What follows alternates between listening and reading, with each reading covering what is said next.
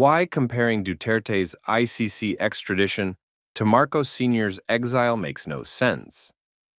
Some have drawn comparisons between a potential extradition of Rodrigo Duterte to the International Criminal Court, ICC, and the 1986 exile of Ferdinand Marcos Sr. to Hawaii.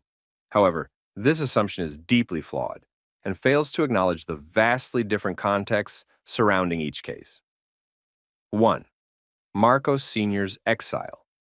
A dictator. Ousted by his own people.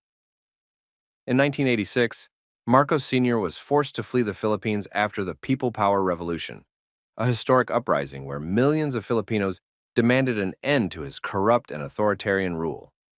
The United States facilitated his exile to Hawaii, where he lived out his final years in political disgrace. His departure was not a legal extradition or an arrest.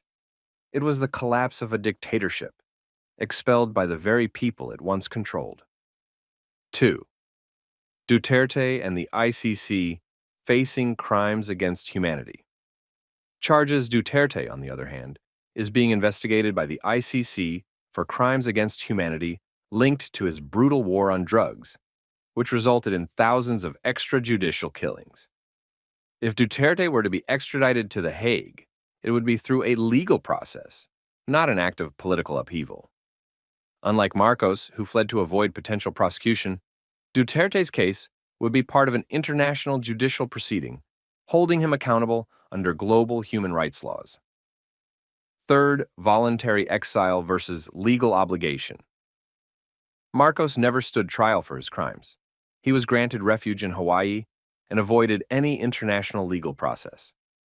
Duterte, however, would face an entirely different situation.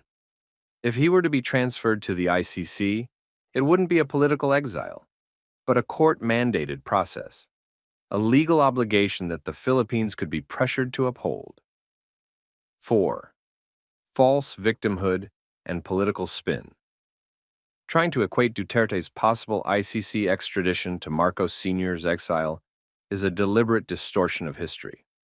One was a dictator, escaping an internal revolt, while the other is a leader being pursued for human rights violations in a legal tribunal.